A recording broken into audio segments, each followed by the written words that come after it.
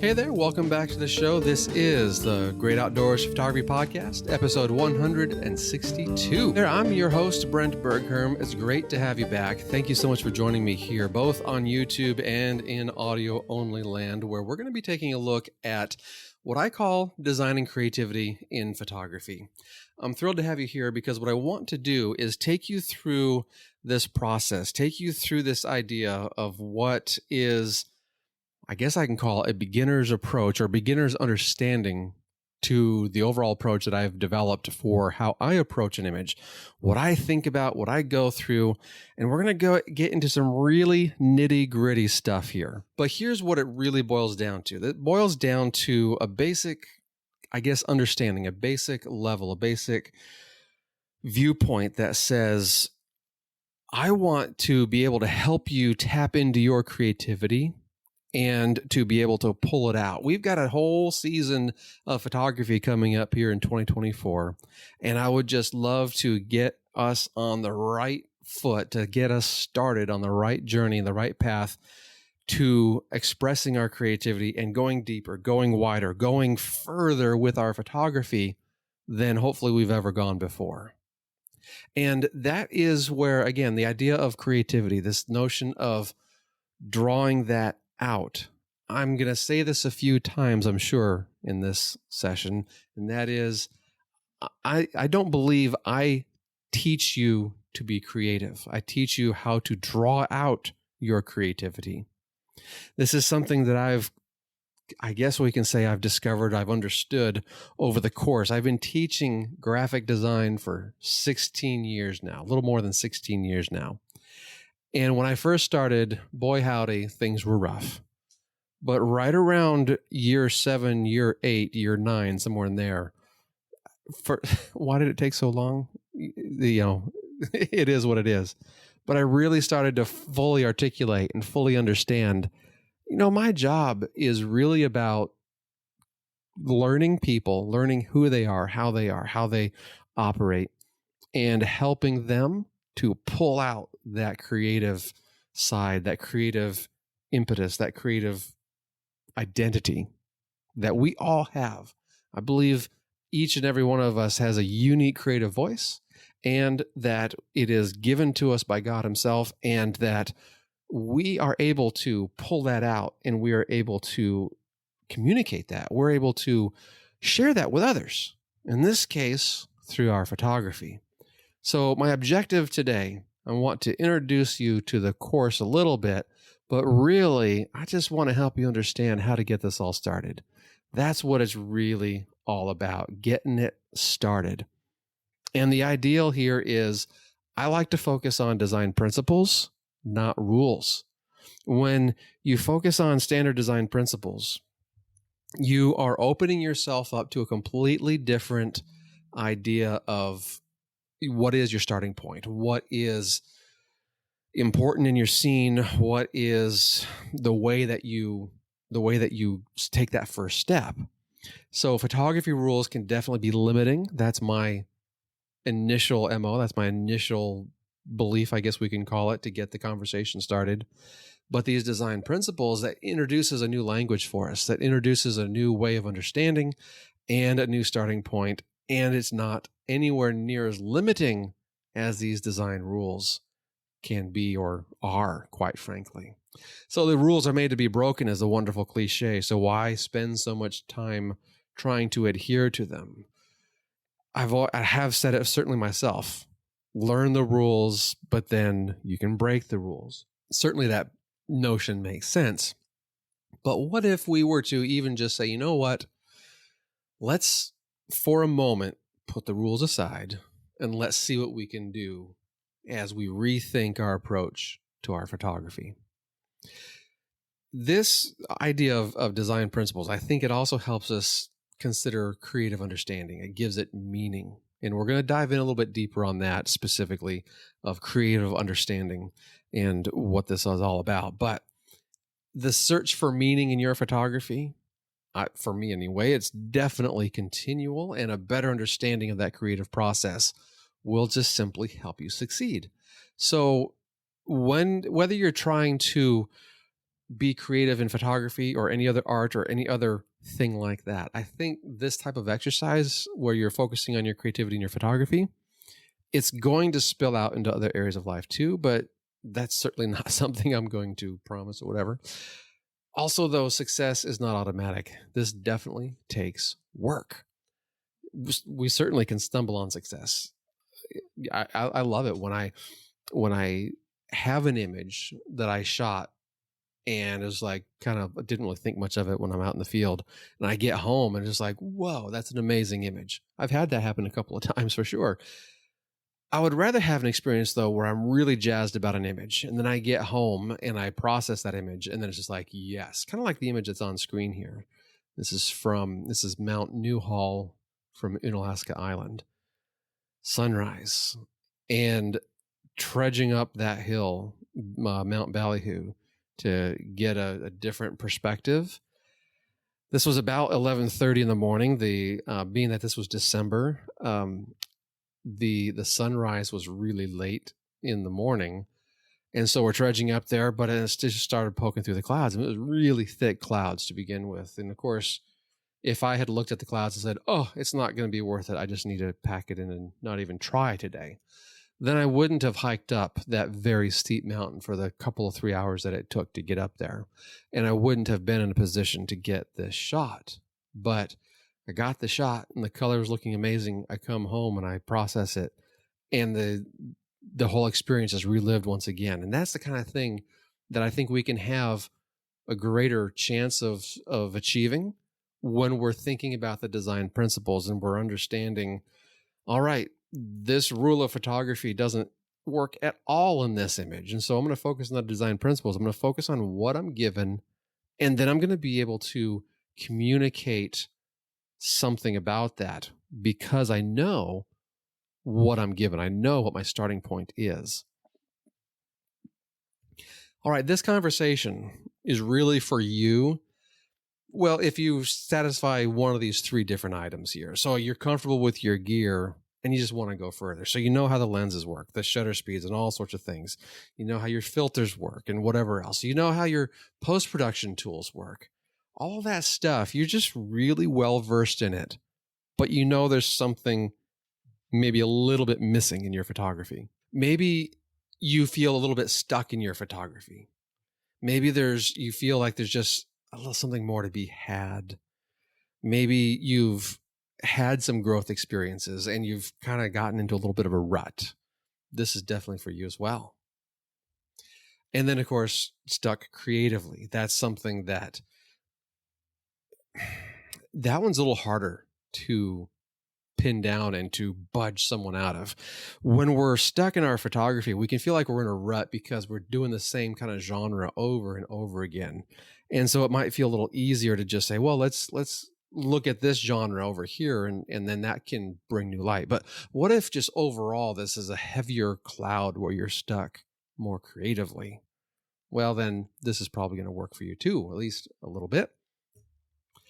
So these design principles, I like to claim that they equal creative understanding. And what we're talking about there is being able to articulate the purpose of the photograph. So we're going to take, in this case, a picture of the flag. And what is it made up of? All right, we have a triangle. We have various ways that we could think we're going to create triangles. That creates a certain amount of strength. That creates a certain amount of compositional strength is what I guess I'm trying to say. We certainly have some color. Although those blues, they really feel muted. The red is a little bit muted as well, but they're punchy, but they're not like just super full on saturated. We certainly have lines. We know also this is a flag, although those stars, being that this flag is backlit, those stars are actually silhouettes. They're not white. They're darker on that field of blue. So there's just differences here about what it is that is the representation of the flag and what it is that is truly, exactly, precisely described of what we're seeing. And so it's about distilling all of that and creating some kind of understanding. So if we can learn our design principles and have a good library of knowledge on what those things mean, we're going to then have an extension of greater and deeper creative understanding. If you'd like to do a self-study on your own, I recommend you get this book. It is Graphic Design, The New Basics by Ellen Lupton and Jennifer Cole Phillips. This is a book that I use in one of my design classes at the university, and it just takes you through a great understanding of these ideals, these design principles. And it's a great launching point. Now, this, of course, is a graphic design book. It is not about photography. You would then have to draw the cases, draw the lines to apply it to your photography if you were to do that book. But bullet point item number 2 here. Let's not be fooled. Not all photos are going to succeed. Just because we understand what's going on in an image as it relates to the design principles of what we see before us, it doesn't mean that we can make a successful image out of that image. And we're going to talk about that in a little bit, but it's about communicating. It's about stating what you want to say with your pictures, of course. So the bottom line is there's more to it. It doesn't make or break an image. The presence or lack thereof of design principles doesn't make or break an image. So what I like to think of this course is, in this conversation today, we're going to unravel at least a couple of the mysteries today. Certainly in the broader course, we unravel many more of them. We're going to make new discoveries about you and your creativity. And that's one thing, too. I really want to push the idea of please be willing to make mistakes and be willing to discover new things about you and your photography. I have a whole course. It lasts 10 weeks at the university. Almost everything as it relates to the notion of creativity is purely discovery based. It's an introductory level course. Certainly there's some skills building items, but it's all about, all right, let's throw this paint on the wall and let's see what happens. Well, okay, I don't literally do that. I literally have them throw paint on the floor, but with a large sheet of paper to catch the paint. But so then they can see what happens. And then they will manipulate that paint in a certain way. They will see how it goes, and then they'll modify it. They'll experiment and they'll test things out. And that's what we need to do in our photography. And if you're willing to do that, you will definitely have some growth opportunities. You will definitely have some growth experiences in your photography by really just cutting loose and letting go. That's what I really encourage people to consider doing as well. All right, this next section, we're going to be talking a little bit about vision, expression, and methods. So really what it boils down to, I have a thing here about, it's your job to turn chaos into order or to make sense of the chaos you're given. Really what it's about, if you learn nothing else in this conversation, it's about the overall goal of finding what you want to say and then finding ways to actually say it. So what is it about this? We're going to see a couple of images today from Stromberg, Czech Republic.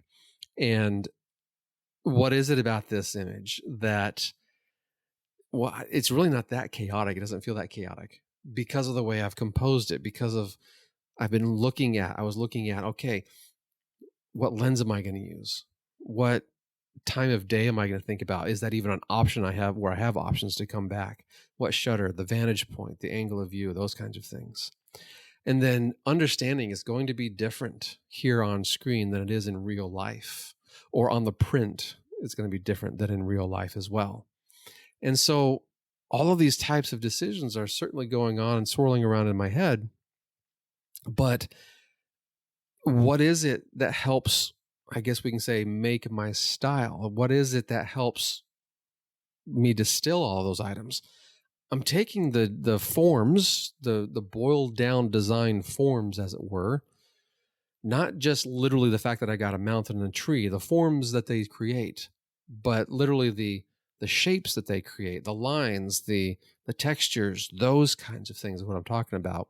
And then, of course, the content, balancing it out with the table, the bench, the walkway, the wall, the signs that are posted to the tree trunk there on the right-hand side. the leaves, the different branches, all of those different objects create different forms. And then it's all about distilling that to create meaning, distilling that to create an image with meaning. I also removed color in this image because the color, quite frankly, wasn't doing anything.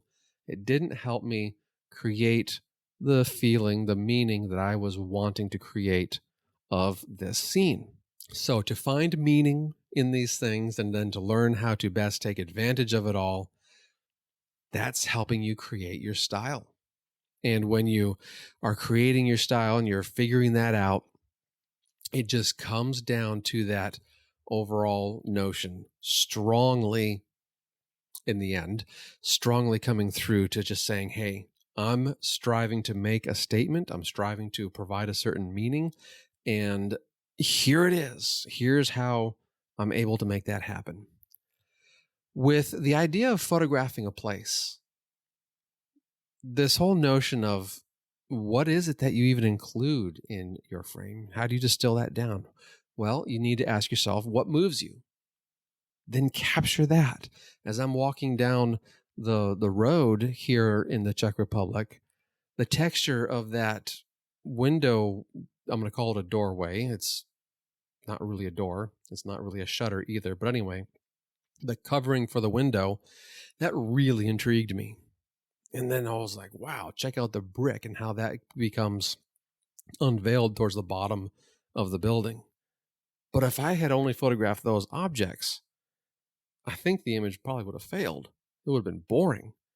I needed to include a bit of the sense of the place. So I backed up a little bit. I'm literally standing across the road and I'm zoomed in a little bit, but I'm making a conscious decision to include the railing, to include the foliage, the greenery there, whatever that tree, shrubbery, whatever that thing is. And then that corrugated metal paneling there. There's just lots of stuff that's coming in. And that helps set the tone, set the feeling for what the place is all about. But maybe you aren't really, what's the word I'm looking for? Maybe you're not sure. You like that idea of that window. You like that idea of the brick, and you're still just not sure even how to make this go about, how to capture this. And this is where I say, okay, take a step back and start sketching. Take a step back and just take a study of the place. You remove yourself from trying to make a creative commentary on the place, and you're simply trying to record the place. You do that in order to get back into the mode of actually trying to make a creative commentary on the place. And I did this in the city here as well. So this next image is of Chicago. And when you're in the city, things are, especially a big city, things are constantly moving. And it may not be something that is easy, especially if you're like me. I've lived in a small town for over 30 years now. So that's way more than half my life. And when I go to a big city, whether it's Hong Kong or Chicago or wherever, Las Vegas, wherever, it doesn't matter. It is such a different experience for me. Usually an experience I'm not too fond of because I just like small town living, but I really have to switch my mode of thinking to that of being sketching with the camera or just trying to simply record what I have, because it's so dynamically different, so diametrically different, I probably should say, that I have to take a step back and kind of recalibrate my creative process. I'm considering, of course, light and the quality of light and the angles of the light and the objects and the movement and all sorts of things. I'm still trying to distill all these things. There's just a different sense of reality. And I need to switch to this idea of sketching the frame, sketching the scene. And I start that by just simply recording what's there. And, oh, good. It's a great way to start, because then at some point in time, things will click. And this is exactly what I tell my students too, when they're literally sketching in their sketchbooks with their pencils and such, their pens or markers or whatever. When they're trying to create a project, or they're trying to create solutions to a project, if they're having difficulty identifying where to start, what to even do, I literally tell them, just grab that pencil like you're a monkey and you just grab it in your fist. None of this dexterity with your fingers and such like that. No, just grab that sucker, slam it on the paper, and start moving it around. And literally just move at random. And that's kind of what we're dealing with here. The same equivalency here when I say we're sketching with our images. I'm just going to record this. I'm going to record that. And I'm going to break the ice, as it were, and get that creative process moving forward. When we're out in nature, maybe this is the same idea where it could be vastly different. The wilderness, it can also feel like, I only have one chance to be here and I better make the best image or I'm going to be really disappointed and things like that. So we put a lot of pressure on ourselves. Start with your sketching images, get the creative process moving, and then you'll be able to find ways to make these images that you're wanting to make. The vastness of the wilderness, it can be difficult to find something, that one thing that makes it all work. Where I think really in the city, it can really be the same idea, that one thing that makes it all work. It's something that makes the image what it needs to be in order to communicate your vision. Now, here's the other thing that I do, at least in nature. I don't do this so much in the city because I just don't find it personally helpful. But sometimes I'll literally put my camera away and I'll just sit there and I'll soak it in. And that can be extremely helpful too. When I'm out in nature, the reason I like to soak it in is because when I'm out in nature, I like to not get caught up in things that are not important. I view nature, when I'm in nature, I am definitely feeling closer to the Creator, to God the Creator. And so there's a certain thing that's just, it opens up my mind, it opens up lots of things, and I just have a greater appreciation for it. But then that can also make me feel intimidated to say, this is so awesome. So I just let it soak in, and I let the meaning of what it is to just have a simple experience out there. After 5 minutes, after 30 minutes, whatever it is, then we start moving forward, and then we start with the sketching images, and then before you know it, you're really getting into it, and you're really able to create images that have meaning. So yes, I like to soak it in first, and then I'll make images that will reflect that notion of what that mind shift, that mindset shift is all about. Now, certainly your approach may be different, and it's simply important to know what your approach is, to identify what works for you, and then to be able to capitalize on that, to be able to move forward with it and just do it, to exercise those creative muscles. The more you exercise, the stronger you become. And that's the same way in creativity as well. I love this question. We often think to ourselves about photography, a photograph, maybe a photographer, but in this case, a particular photograph. Is it good? This one also happens to come from the Czech Republic. Is it good?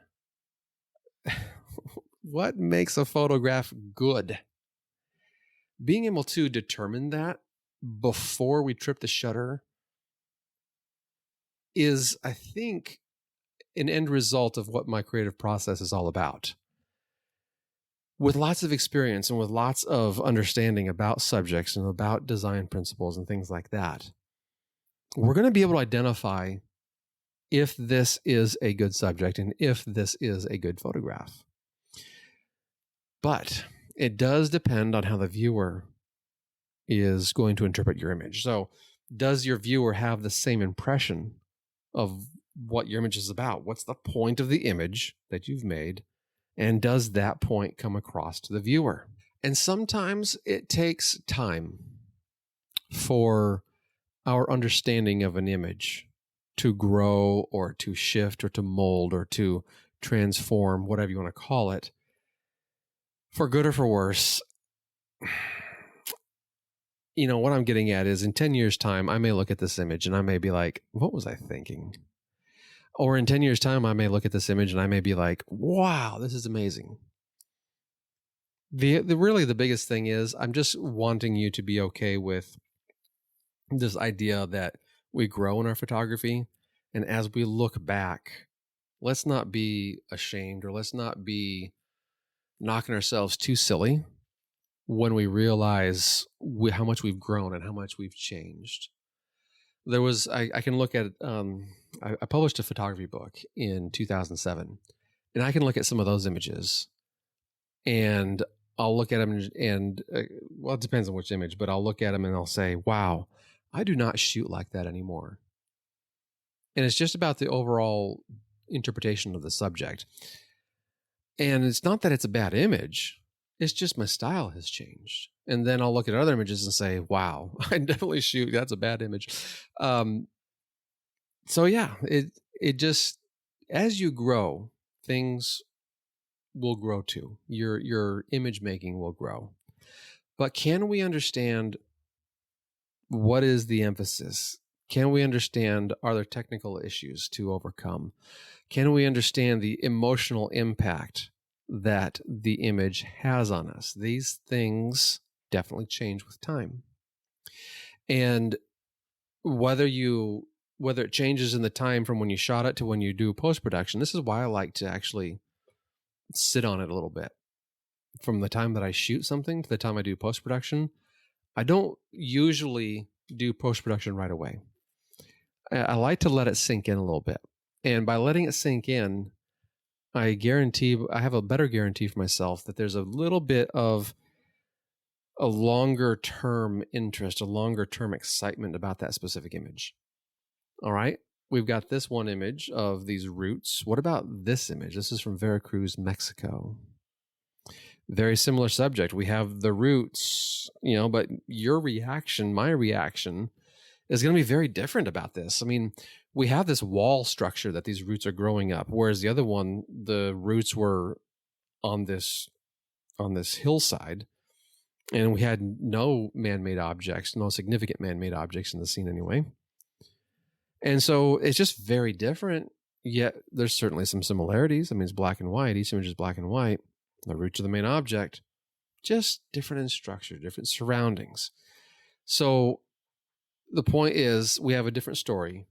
As we have different stories, as we have different meanings or different purposes in the image, I think we're going to open ourselves up also to utilizing different design principles to achieve those different purposes. We have a very distinctly different set of texture, meaning of texture, of contrast, of lines.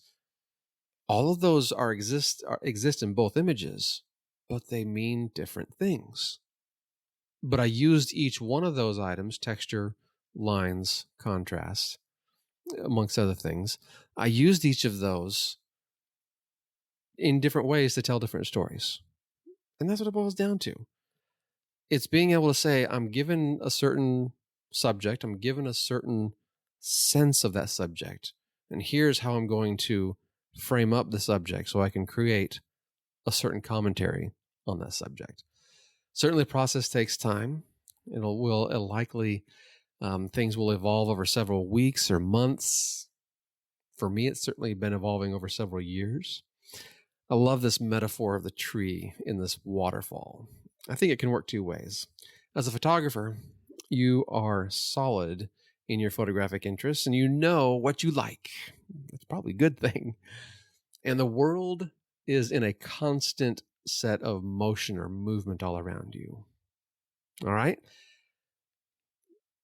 That can be one way of looking at this image as a metaphor for you in your life as a photographer. Or here's another way to consider this. You feel stuck. You don't know the answers to many questions about yourself and your photography. Possibly it's due to external issues or it's internal issues. Either way, some self-reflection can go a long way in getting deeper and realizing what's important for you and your photography. Being patient and thoughtful, though, definitely is going to be helpful as we move through these next portions of not only today's conversation, but as you use this as a springboard to launch you forward. So maybe you'll be inspired to revisit some places that you've been before, and you'll want to create a new commentary. Maybe you'll want to hit that rewind button and say, "What did you say, Brent?" Please, definitely feel free to do that. I would love for you to do that. This is certainly a good thing.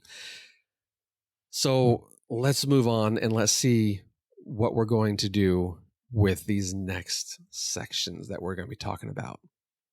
Identifying yourself, your photographic self. All right, so a few questions to ask yourself. What are your interests in life and in photography? Do they coincide? Do they mesh somehow? I know for me, my different phases of life, definitely things have changed over time.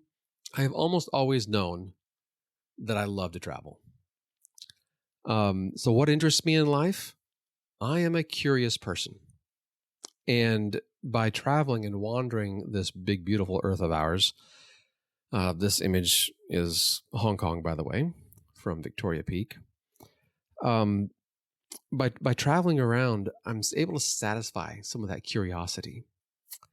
And so I have my camera with me to help record and help tell the story and to help myself be creative and to help myself as I'm walking through life and trying to understand life.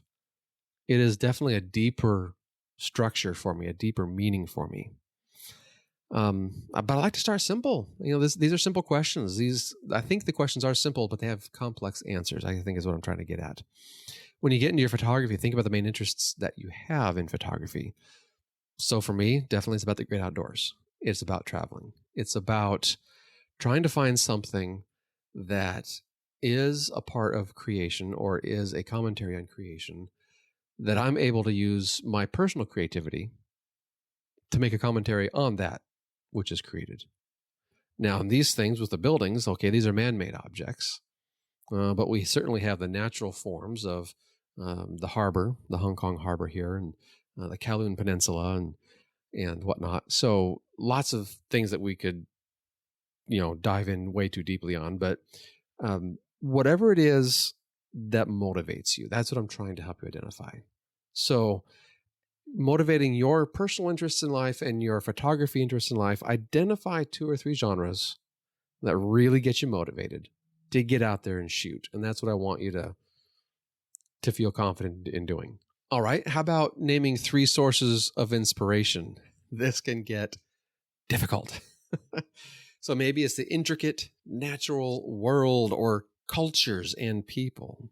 Are you inspired by internal items or external sources? Inspiration can drive creativity, and sometimes creativity can drive more inspiration, and the cycle continues. Where does imagination fit in for you? And how often do you imagine certain goals, outcomes, or solutions with your photography? Do you dream about your photography? I tell you, I dream all the time. Oh, I would love to do this. I would love to go there. I would love to fill in the blank. There's lots of different ways that we can get this moving forward for us. But all right, 3 sources of inspiration. What might they be? Yeah, for me, definitely cultures. I love witnessing other cultures, witnessing other peoples.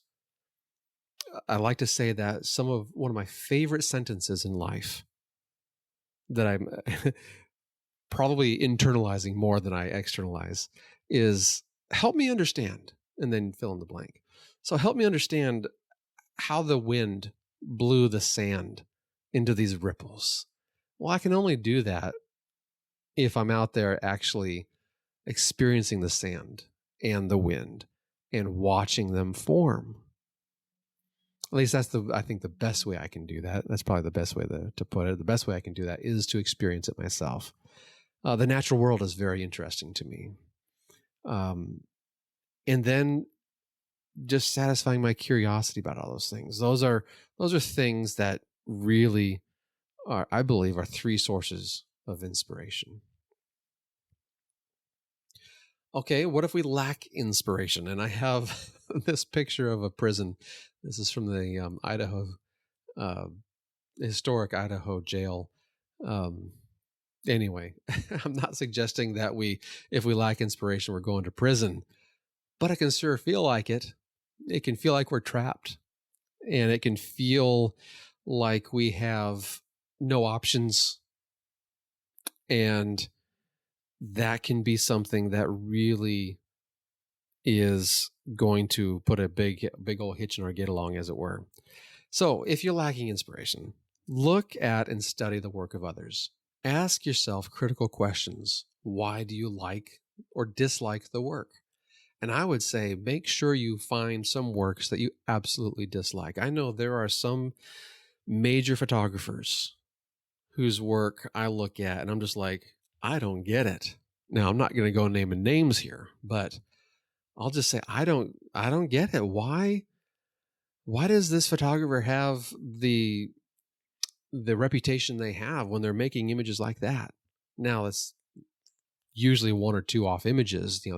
I can understand they have a big reputation for other images that they've made that I can certainly get behind. But sometimes they'll put something out, and I'm just like, I don't get it. And this might be something from decades ago, or it might be from 3 days ago. It doesn't matter. Make sure you identify things that you don't like, though, just as importantly as it is to identify things that you do like. Find a place to go that's new, and don't take your camera. This is, again, if you're lacking inspiration, what do? Go to a place that's new to you and don't take your camera. Just walk around and absorb the scene a bit. Ensure that you're relaxed and that you don't feel rushed. A sense of being rushed, it will crush that creative potential. So we don't want to do that. So take a break. I tell my students this all the time, especially as we get towards the end of a quarter and they are feeling stressed. Stress is one of the biggest killers of, I'm going to call it, natural creativity. Certainly stress can help you be creative. I totally recognize that. I've experienced it myself. But what I'm talking about, this natural creativity, is this propensity to just look at, understand, and say, yes, I am tapping into these natural interests that I have, and this is how I'm going to extend my commentary on these things, and it's all fine and good, and everything's happy, go lucky, whatever. All right, so take a break. You definitely will benefit, especially if you're in post-production, you've been going crazy for an hour or two. It's time to take about a 20-minute break. Just step away, come back with fresh eyes, and things will happen. All right, what else do you do if you're lacking inspiration? Definitely go out on a shoot with others and just be in the company of others, other creatives, is a wonderful way to address this notion of being stuck and just lacking this idea of inspiration. All right, now we're going to look at identifying your photographic self and describing your voice as a photographer. You will never know your voice as a photographer if you don't experiment and push the boundaries of what's possible. Imagine the possibilities, experiment, and take risks. And most of all, be willing to take risks. I'd mentioned earlier about this notion of discovery, this idea of opening yourself up to trying something new and discovering something about yourself. Oh, good stuff. Are you out there fulfilling a, quote, naive passion where you don't really have a care in the world about what you're doing and what other people think, but you're certainly still enjoying the work? Or do you have more of an informed passion about your photography? This is where you're aware of the obstacles in the work and you work yourself around them. And you're looking to find just the right composition to say what you want to say about your subject. Find some common traits in your images that transcends the different genres that you shoot. This would require you to spend some time. As you're looking for understanding your voice as a photographer, go through your images and see what happens. See what is common amongst your various genres that you shoot. Those patterns will become evident in identifying your photographic voice. It's so abstract, though. It can feel really abstract, especially if you've never done this before. So consider a non-visual, what you're doing is you're considering a non-visual term to describe your image making. That is your voice. There's nothing visual about a voice. It's all audio. It's all other things, but it's not visual. And we're in the visual arts. We're in the visual realm of communication. All right.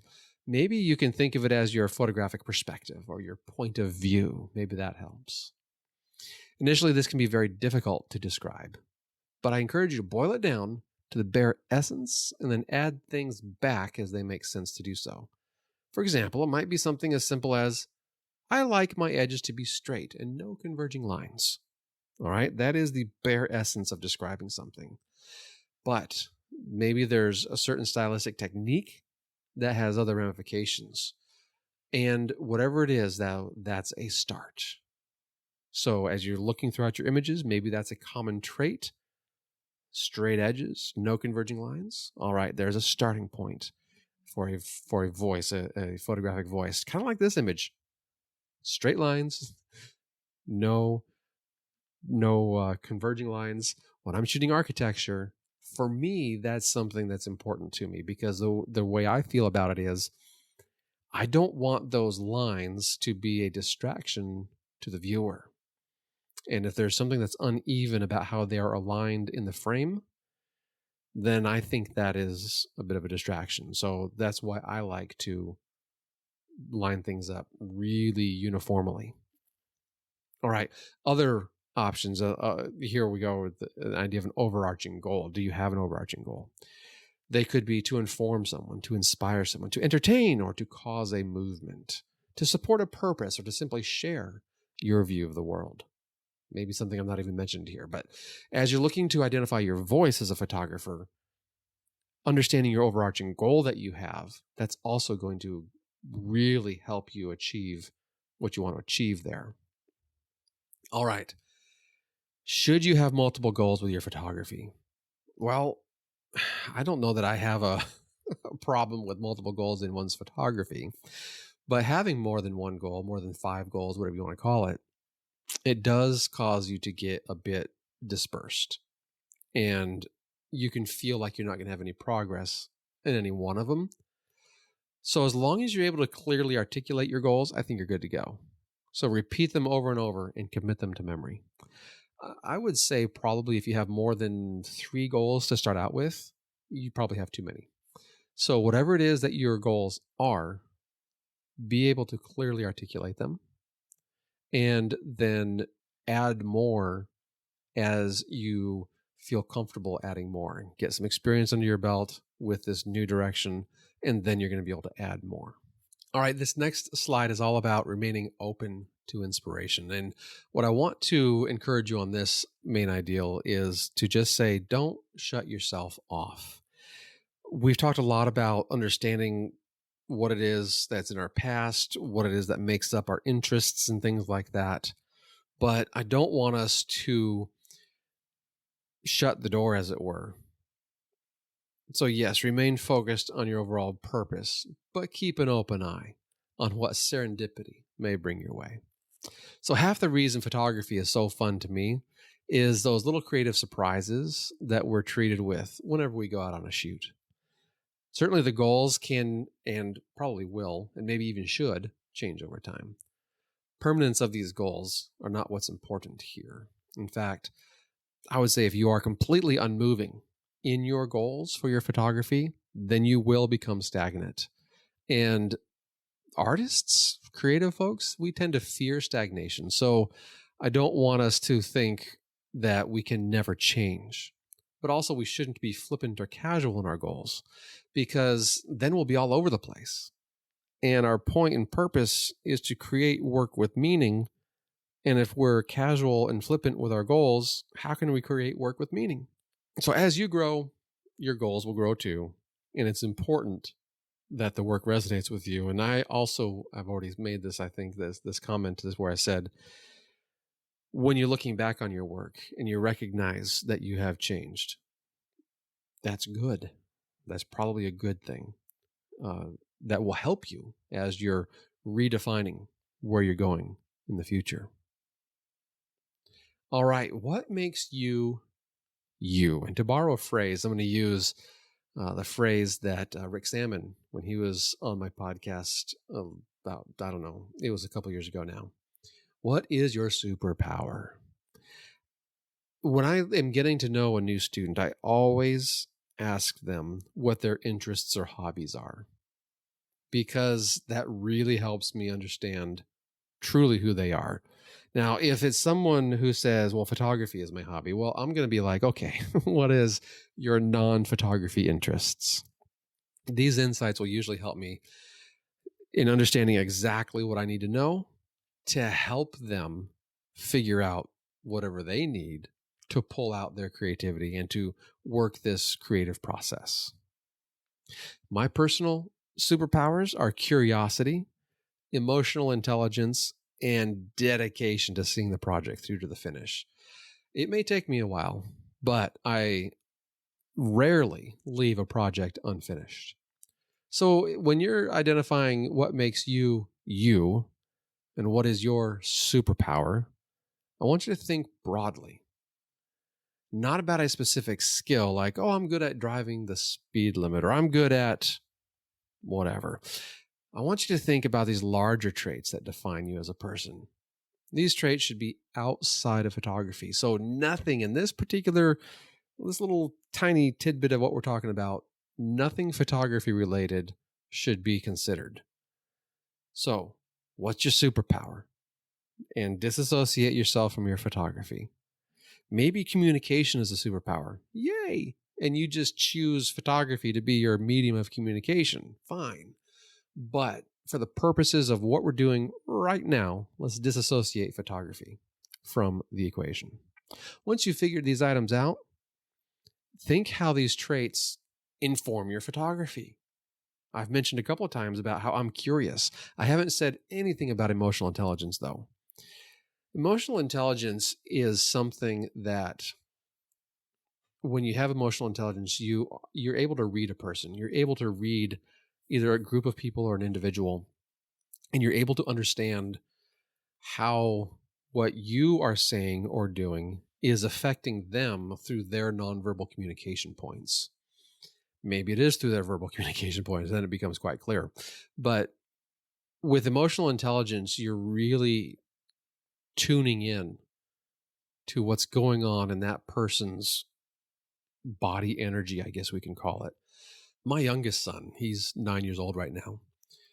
He has oodles of emotional intelligence. He can really sense when mommy is having a bad day or just something's not right. And she's not complaining. She's not whatever, but he can sense it. And it's really cool to see how he reacts and how he tries to serve because he's trying to help.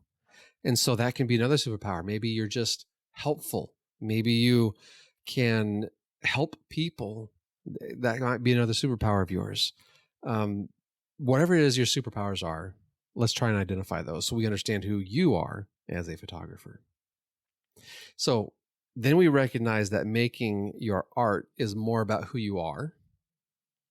And then you are who you are in life and not about how you react to others' work. I think that's the fundamental foundation we're trying to lay here.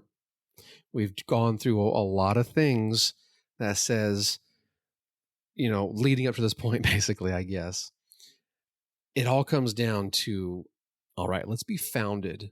Let's have a nice solid foundation of understanding who we are. And in so doing, we're going to be able to make images that no one else can make and that we're also proud of. Good stuff when that happens. Your authenticity is key, though. No one's perfect, and I don't think we should strive for perfection, at least with one's photography. I want you to strive for authenticity and reality. You can't fake. Well, okay, you can try and fake authenticity, but it doesn't usually work. And if you do, of course, then you're not being authentic in the first place. So just get rid of all that extra junk and just be authentic. But surely your creativity and your life in general, we all have shortcomings. Of course we do. And the question is, here's the question. Are those shortcomings holding you back? Are they big enough stumbling blocks that keep you from enjoying photography and being successful at it? There's been a few times in my life where that has definitely, absolutely been the case. And one of those was actually, I'm going to go off on a little bit of a tangent here, so forgive me. One of those actually was just a few months ago, where I thought, sure, I was going to be moving the family overseas because I had a job opportunity that I was not looking for. And I got so sidetracked and I got so bullheaded, I guess is the term I like to use for myself, in trying to make this thing work. And my photography suffered, my creativity suffered because I put so much energy into this. And I thought it was hugely important. It has become such an important part of my history of life, my story of life, that it has changed my outlook moving forward. That is almost so weird to admit, to say out loud, but it is the truth. Things came to an absolute screeching halt with an item that basically, how do I put this gently? With an item that should have, I guess, been obvious to begin with, but I thought I had done my homework. And anyway, it turned out that this policy brought us to a screeching halt. And then it just, everything fell apart. And I was a bit frustrated with life. I was a bit frustrated spiritually speaking. There was frustration coming out my ears. It was so bad. Vomiting frustration. Not in a literal sense, but it was a stumbling block. Was this something where I was not being authentic? No, I don't think it was a case of me not being authentic, but I did have some shortcomings. I did have something in my life that was a big enough stumbling block that kept me from producing at a level that I usually produce at. And now that that's over and I'm through it by several months now, I feel like I'm producing at an even higher level. I feel like I'm on fire, and that is the kind of thing, that's the type of authenticity that I'm talking about for you. Is I hope you can really have a good sense of comfort in your skin so you can feel on fire too, and you're doing the right thing. All right. What we're going to talk about next is who your photography is for. So we'll take it kind of a little bit of I don't know if we're going to call this a break or anything. I'm not doing anything special here. I'm not going anywhere. I'm not going to play a jingle. I'm just trying to say, okay, let's put that a little bit of us to the side, and then let's open up another way of thinking, another way of understanding what it is we're going to be doing here. Okay, so determining important factors related to feedback and who your photography is for. So, what's important here? Who cares if other people like it? Do you like it? I hear this all the time. I see this in Facebook groups all the time, where an emphasis is placed on whether or not you as an individual even like your photography. And that should be the only litmus test that you use to determine whether or not your photography is good. I am of the camp that as an artist, that makes a whole lot of sense. As a designer, that almost makes zero sense, because the purpose of a designer is to create a message that resonates with people. I am equally an artist and a designer. So it is important to me that the work that I create satisfies me as an individual artist, but it's also important for me to understand that the work that I create is reaching people and that I'm able to communicate the message that's important to me with those people. If I can't do that, then half of the reason why I shoot is pointless. And I want to be able to create something that has impact and has meaning for other people. So that's the baseline of my understanding. That's the baseline of my point and purpose. Your baseline for your point and purpose is, well, really what I want you to get out of this is to be clear on that. That's the most important thing. Are you looking to have an impact on other people, or are you looking to have personal satisfaction in the work that you do? As long as you're clear on that, then we're going to have a great conversation together. If you're not clear on that, that's where I'm going to invite you. Make sure, please, that we do get clear on that, because that does affect how you move going forward. That does affect how you react, I should say, going forward. All right. So do they like it? Do other people like it? It's important to, I guess, ask, do the right people like it? Or do they have the response you want them to have? That's truly I think the fundamental value of when I'm trying to create something, when I'm trying to communicate something.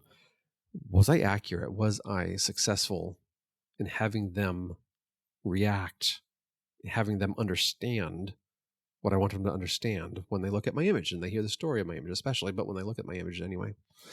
As long as I can answer that in the affirmative, then I think I've got a good thing. I think I've been successful. And that's what these design principles will help us do. Understanding how design principles work and how they create messages, how they form or inform messages, will help us reach people more effectively than we were before, at least most likely anyway. And this is where we also then come to say your work isn't for everyone, i.e., you will not satisfy everyone with your work.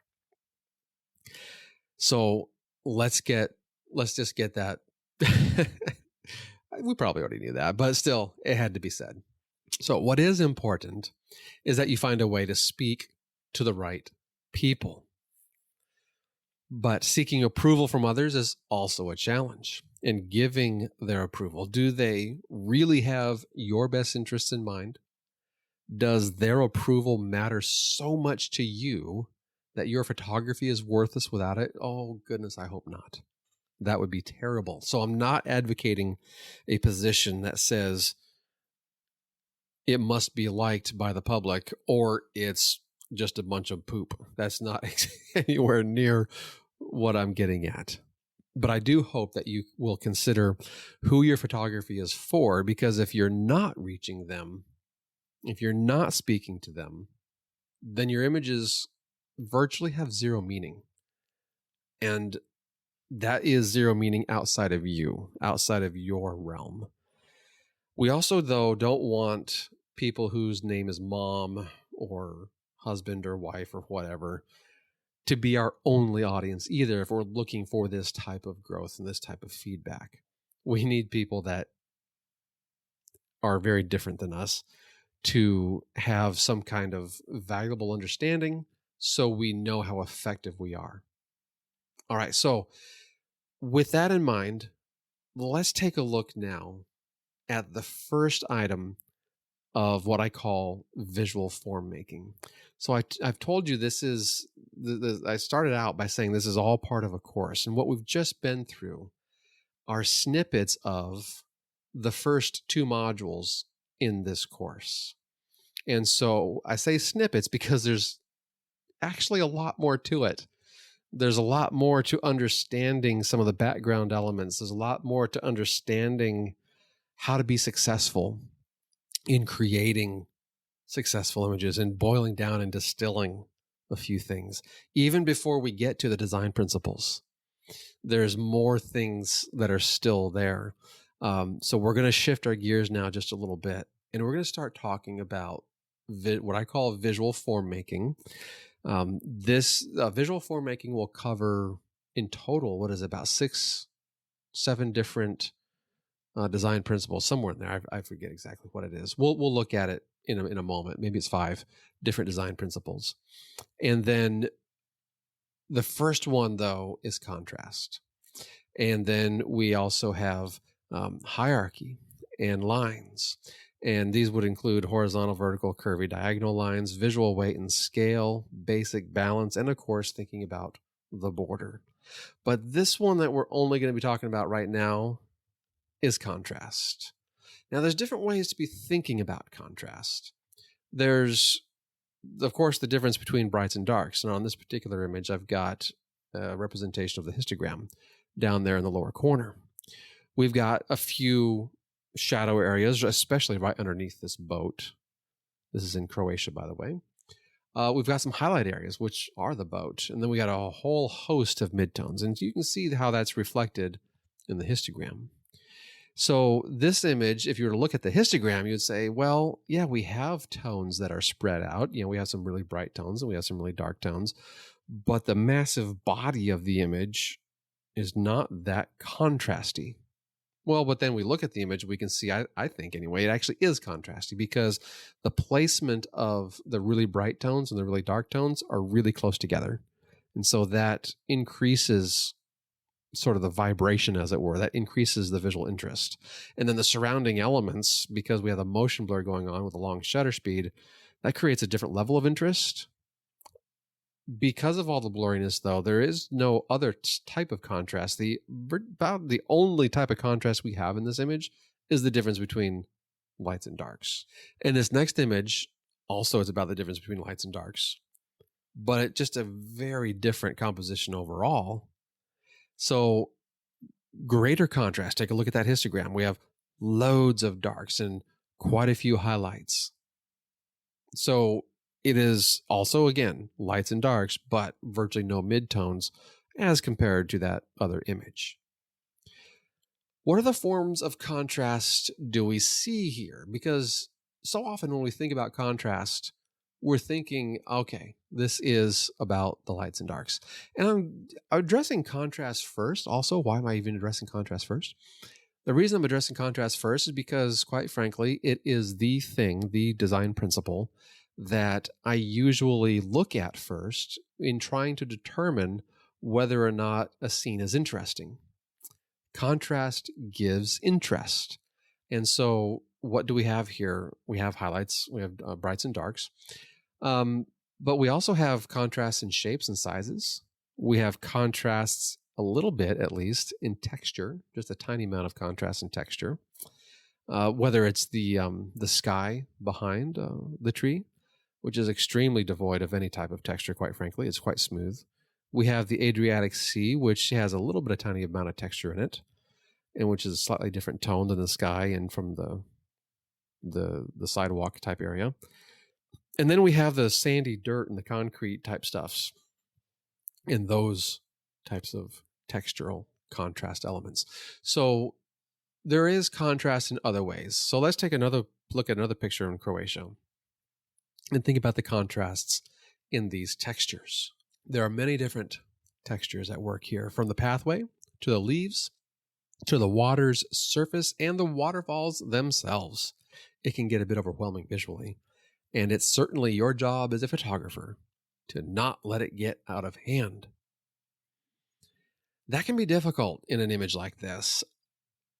The biggest key, the biggest factor for how I let it not get out of hand was by not introducing more distracting elements. And what I mean by that specifically is being very patient and waiting for all the people to leave the scene. I was there at Pliffis Lakes when it was very crowded, and I was just like, I just can't have all these people in the scene. It's nice sometimes to have people in the scene, but this was just too much. And I needed to eliminate that factor, to eliminate those items. And so I just was patient, and I waited, I don't know, maybe it was 5-10 minutes, whatever it was. I was just patient, and it worked out. Also, though, we have a very strong sense of commanding shape in that boardwalk. The lines are so strong in that boardwalk, the overall energy line created in that boardwalk. That also very much helps, I think, in this image, because it almost, well, it does make it. Contrast is almost a secondary element. The power of the line, the moving line, the curved line, that is the boardwalk, that is the dominant factor, the dominant feature. the textures actually are not the dominant feature. And so because we have a different level of hierarchy in what is a dominant feature, that's another reason why I believe this image works. If I didn't have that, and I just showed a mishmash of textures and such, we would have chaos. If it were my point to get across with chaos, to communicate chaos, well, great, it would work fine. But that wasn't my point. My point was to show the beauty of the place and to have a sense of calm and relaxation. And by creating this very strong graphic element that is these lines, by depicting that, composing that in a way that it becomes a very strong element, that helped make a successful image.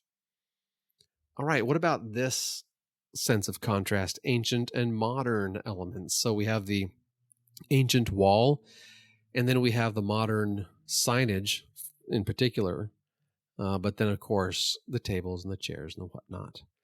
But yeah, there's some contrast there for sure. I'm pretty much throwing it in there just for fun, but you get the idea. There's different types of contrasts that can make different statements. All right, how about contrast of movement? So here we're at Krka National Park in Croatia, and so we have that moving water, and then we have the leaves, and we've got the boardwalk that I'm standing on. We've got lots of things that are just rendered very rock solid still. But of course, that flowing water is helping create this overall sense of a contrast between these elements. Now, when we think about contrast and size, oftentimes we'll get into that and we think, oh, we're talking about scale. Of course, that definitely works. The notion of scale works for sure. We're going to look at that. We do look at that in a very specific sense in a very specific lesson in the course. But this overall sense of scale that we can think about is a type of contrast. In this case, though, it only requires that items be different size in the frame. And so you can also think, though, about your impression or the understanding of actual size and how that also is affected by your overall, I guess, interest in the scene. Because when we're thinking of the impression of something that is big or small, and that is, in a sense, contrast of size, there's just that element of wonder, that element of an extra impression is made, I guess is the biggest thing I want to come out with. That is, it is just that little extra piece that gives it a little extra interest. I guess that's the bottom line that we're getting at. All right, contrast of color. What in the world are we thinking about here with a contrast of color?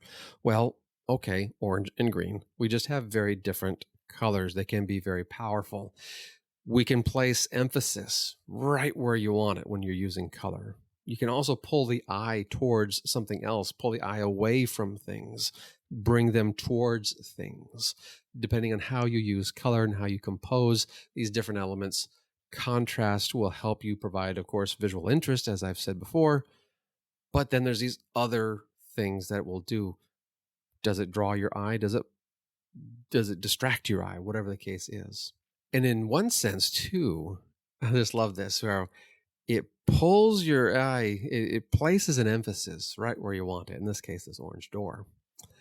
But it can also pull your eye away so strongly, in this image in particular, that you don't even see the little flowers in the lower right-hand corner.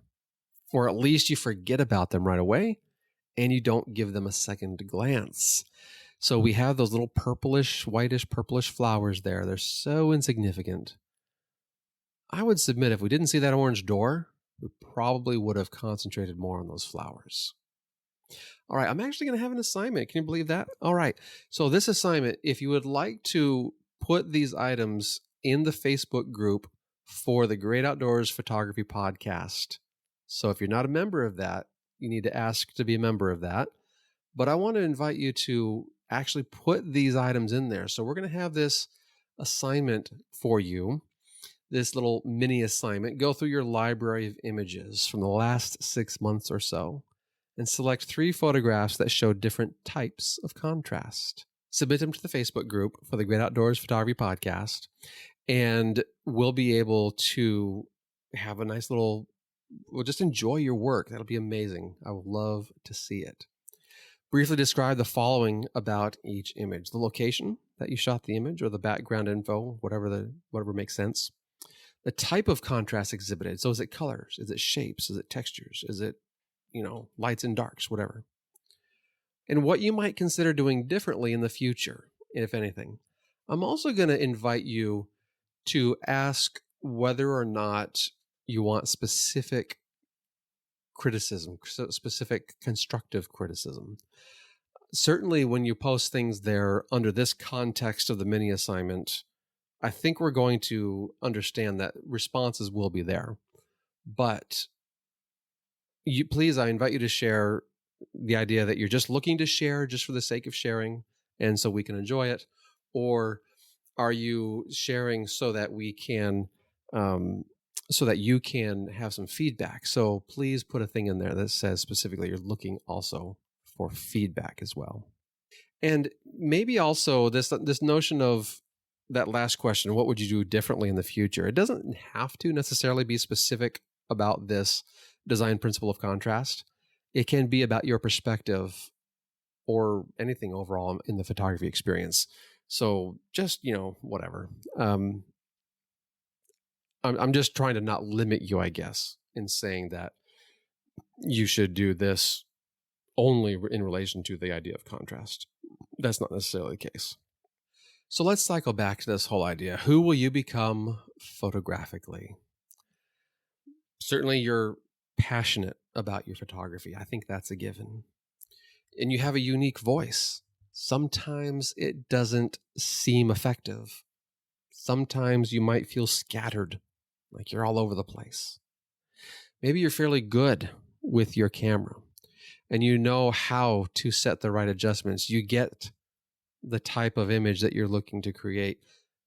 And in my course, you're going to be unraveling the mysteries and how you'll be making new discoveries about yourself and your creativity.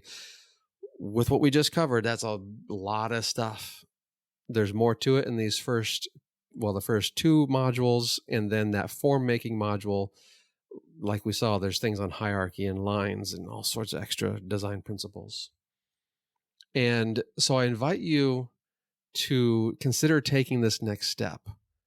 And what I say here is, let's begin. What I'm talking about specifically is going through the course together, the entire course together, and finding a way to make 2024 a breakthrough year for your photography. So with that in mind, let's take a look at what we've got going on and what the plan is as making 2024 a breakthrough year for your photography. So I've got the website up here now, and you'll find the link in your show notes or in the description down below.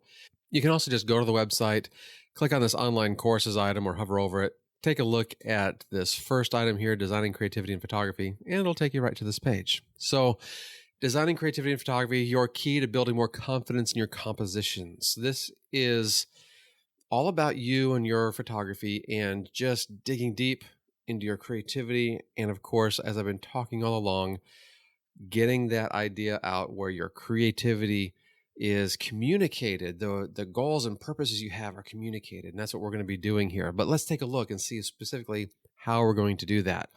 And to kind of sort of review a little bit, my idea is that my basic premise is that while you're going to find lots of similarities between what we call the rules of photography and these design rules, these design principles, I should say. But whenever we think about rules, I know this is true for me anyway, whenever I think about these rules, I suddenly think of something that is, if I don't meet it, if I don't pay attention to that, then suddenly something is going wrong.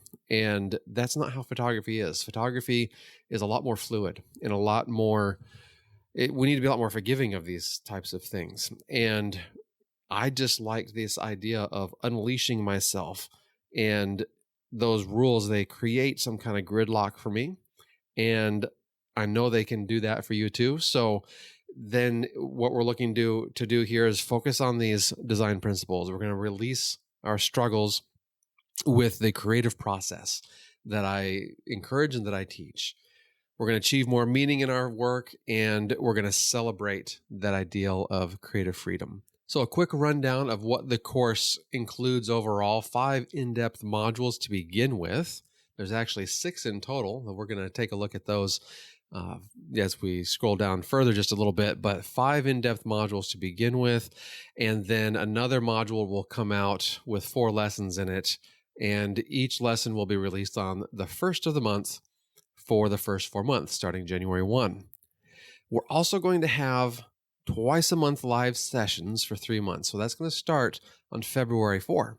So we're going to go with that's Sunday, February 4. We're going to then let you have some fun if you're into football with the Super Bowl on the 11th. And then we'll come back and go with more wonderful things on the 18th. And then we'll just continue every 2 weeks. You're also going to get lifetime access to the course material, the course content, and of course the live session recording. So we're going to be recording these live sessions that'll happen on Zoom, and you'll be able to come back and brush up on those ideas, refresh something, whatever the case is. You have access to it for whenever you want to access it. There's a bonus to this whole thing. This is the thing that I'm most happy about, I'm most proud of, and that is being able to print 6 of your own images. Now, I've got a print here of one of my monthly release items. This is, I believe it's for November. And I'm just so excited to be able to send you, to print for you and send you 6 13 by 19 prints. I'm going to walk through the entire process with you, and we're going to make sure we do the best we can to get some exquisite prints out of your photography. This might be a little bit of a challenge if you don't have a calibrated screen, but that's where I'm going to be taking a look at it before I hit the print button. I'm going to be looking at it and just making sure, is this really what you wanted? As you are communicating to me through our live sessions where we're talking about these prints, you're going to be able to communicate to me, and of course in the email and whatever else, you're going to communicate to me what your point and purpose is. How bright should this really be? What is this intended to come across as? And then as I'm looking at it on my screen, I'll be able to look at it and just agree and say, yes, this achieves your goals, or maybe I need to make a few tweaks. And so maybe I'll go ahead and do that. Maybe I'll reach back out to you and say, hey, tweak it this way or that way. Whatever it is that we need to do, we're going to just go case by case on each print, and we're going to be able to make sure that we can get the best quality print for you. And then, of course, I ship it to you. So we'll then put it in your hands. You're going to have some great prints to put on your wall and be proud of. And I'm just really excited to be able to do this for you with this whole, to wrap up this whole experience, wrap up this whole course, it makes it feel like a workshop, really.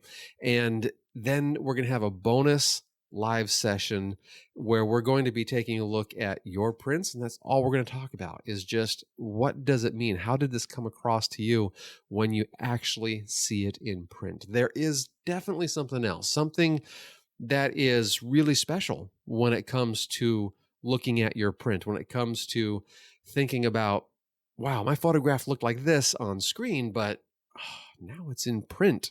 This is amazing. And so at least that's how I feel when I look at a really good quality print. All right, certainly time is limited. The enrollment of this course does close on January 7. So you want to make sure that you're going to be able to sign up by then.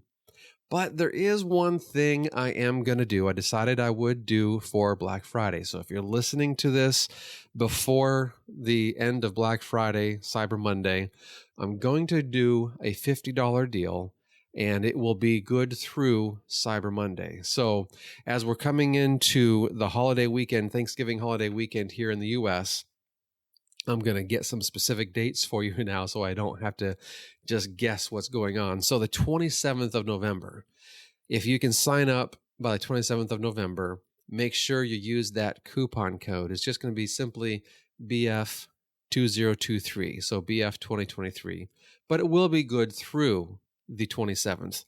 As you scroll down on the page, there's going to be the form, and I'll highlight that in a moment, but There's going to be a big old thing there. You have a coupon code, you click on that, and you can type in your coupon code.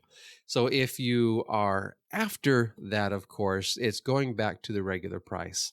So as we're looking forward to this new year, this 2024 season of photography, this is most definitely an investment. It's an investment of your time and effort and resources.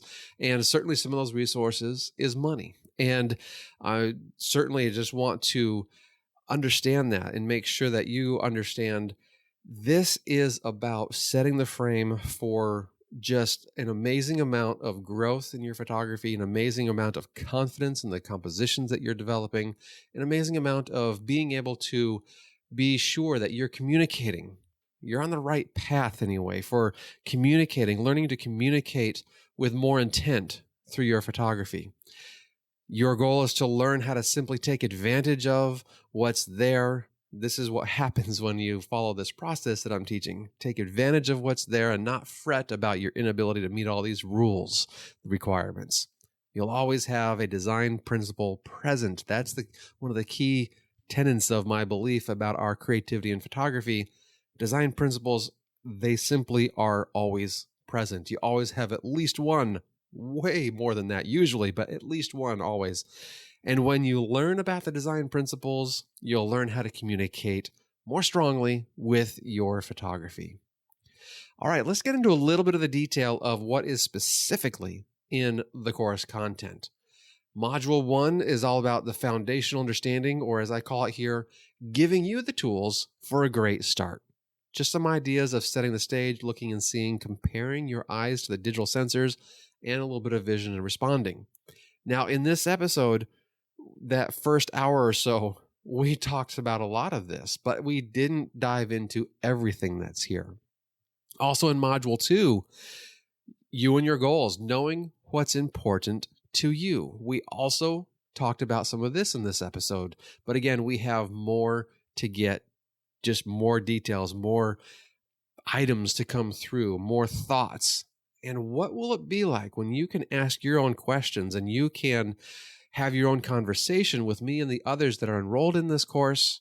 It's going to be amazing. The level of understanding that you're going to have is going to just crack wide open, and I'm just really looking forward to that. All right, Module 3 is all about cracking the visual language code.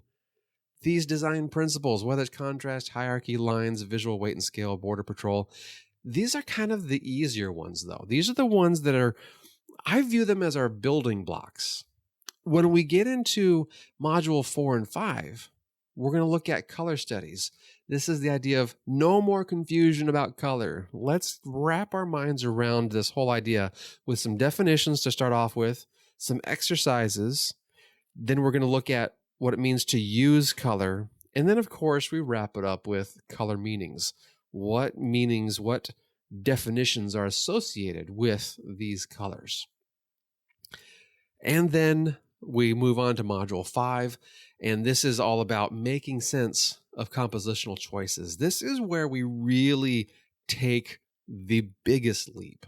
This is going to be the item that sort of separates the children from the adults, as it were, when it comes to thinking about your compositional understanding, your planning process, what happens when you bring things together in new ways, new exciting ways. We look at forms and shapes and framing. We're kind of taking baby steps into it. But when we get into Gestalt Theory 1 and 2, this is where the excitement really happens. Now, a little bit of a spoiler alert. It's actually, I think, as I put here on the website, it's probably simpler than you'd expect. So there's a lot of mystery, I think, that comes about when we think about this idea of Gestalt. It's so ethereal. It's so nebulous. It's so ill-defined.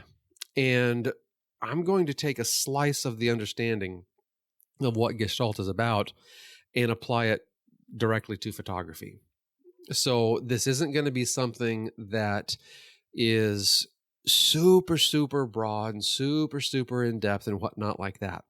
It is purely about how do we apply these things to our photography, but it is a little bit of a, crack in the mind, so to speak. Now, all of these are set to be released before the new year. December 28 is when I have them. They might be released a little earlier than that, but at the very latest, they'll be released December 28. And then these are the new ones. So these are the ones that I talk about that will be released going forward into the new year. More visual language code breaking. This is module 6, where we're going to finish it up with texture, pattern, motion, layers, and transparency, and how all of these things just simply apply to your photography. So I invite you, tap into your natural God-given creativity. You are, most definitely, you are creative. Sometimes I so understand, I've been in this way too, been in this ideal too, where you don't feel creative, or you struggle because you think you could be more creative, or you should be more creative, or whatever thing is holding you back. I can tell you, I have seen it. I know what it's familiar to me. I know what you're going through. Whatever it is you got, I'm pretty sure I've seen it in the 16 years of teaching that I've been doing. But by learning my creative process and this language of visual communication, you're going to be making photographs. I'm pretty sure, I know, you're going to make photographs that are as unique as you are. And that's a good thing. Trust me, you are unique. That's a good thing. And you're going to make images that only you can make. Now, here's another thing. You're probably already doing that to a certain degree. We're going to take it up a notch. We're going to take it up maybe 2 notches. And we're going to make them really sing about your images. It's going to be sing about your point and purpose in life, and sing about your point and purpose in photography. So let's make 2024 the year that you make significant progress in your photography. With over 22 years of photography experience and 16 years of teaching experience, I invite you to take this opportunity to dive deeply into your creativity, to figure some things out about your creativity, and to draw it forward, to bring it out. Every one of us, I am convinced, I know it's true, we are creative. We were created by the Creator. We are creative, and we are able to make things that are unique with our own voice, our own perspective, our own view on the world. That's so exciting to do. So you'll be able to apply these skills that you're going to learn over and over again, and that will help you to continually level up your work. Now, it is risk-free for 7 days. So as you log in, you sign up, you log in, you take a look around, and maybe there's something about it that you're just like, well, it's not exactly what I thought it would be, or whatever the case is. Certainly, I invite you to reach out. Please let me know if there's anything I can do to help you understand what's going on here. But if you're just thinking, nope, it's just not for me, you've got 7 days to kick the tires, take a look, and then let me know, and I will issue the refund.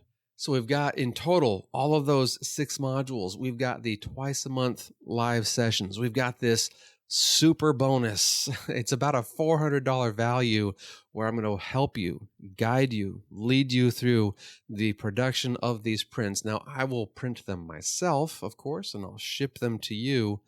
But as we take you through that whole process, get these prints back into your hands, and then we wrap it up with a discussion for your prints, where it's purely about your prints. So we have 6 total regular live sessions. Then we're going to have another one, a 7th one, that is the bonus live session I have listed here in May to discuss your prints.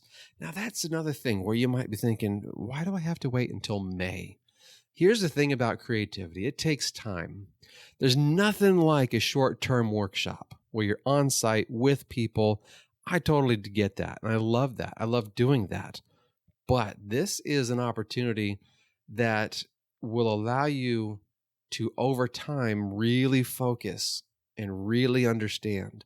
And when we're talking about these ideals, when we're talking about these things of understanding how you want to say what you want to say, or even what it is you want to say, these things do take time. I don't think these things are capable of being figured out as effectively, anyway, in a weekend or in a week worth of workshop. And so by having this extra time, you're giving yourself the time and the room to grow and to mold yourself into this photographer you want to be.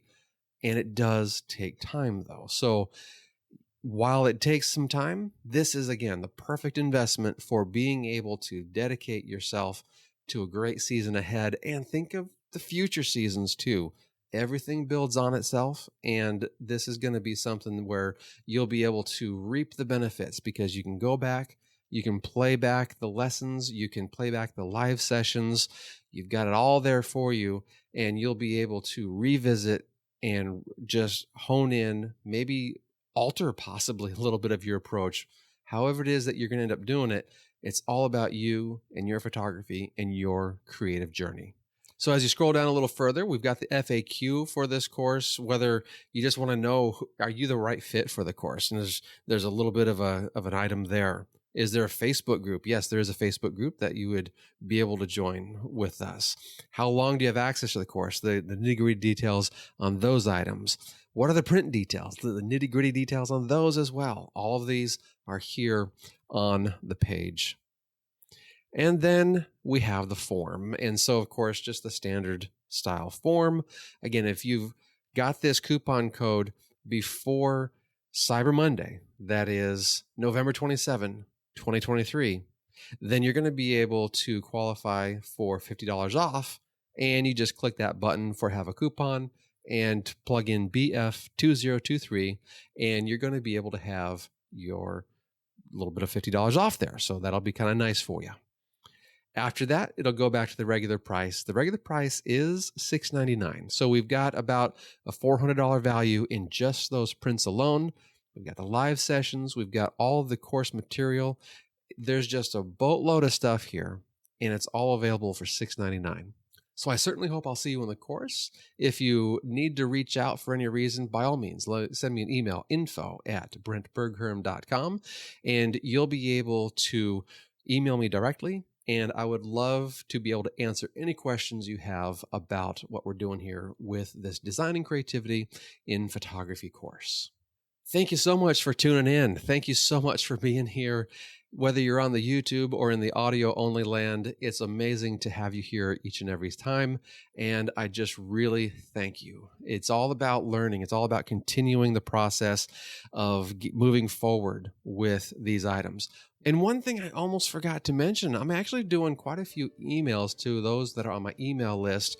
I'm taking these items that we just talked about today, and I'm going through them in fairly grave detail. And when it's in the written form, it comes out a little bit differently. I'm really noticing how there's just slightly different thoughts, slightly different ideals coming across in those thoughts. So if you'd like to take advantage of that, I invite you to get on my email list, and I would love for you to be able to take a look at all those emails. I'm going to, in the next one, so if you do it here before the next couple of days, if you do it by Cyber Monday, I guess I probably should say, I'm going to send out another email on Cyber Monday that says, here's the backlog of all those messages and the links that you can have to all those messages that you can just read them right there on the website. And you'd be able to just link right to them and be able to go through these in a slightly different fashion. Again, it's the same ideals that we just talked about here, but since I'm writing them out in long form, it just comes across a little bit better, a little bit differently, maybe is a better way to put it. So if that interests you, by all means, take a look at the notifications link there in your show notes and get signed up, and you'll be able to be on the email list for that. All right, that's it. Thanks again so much for being here. I really appreciate it. Until next time, God bless and happy shooting.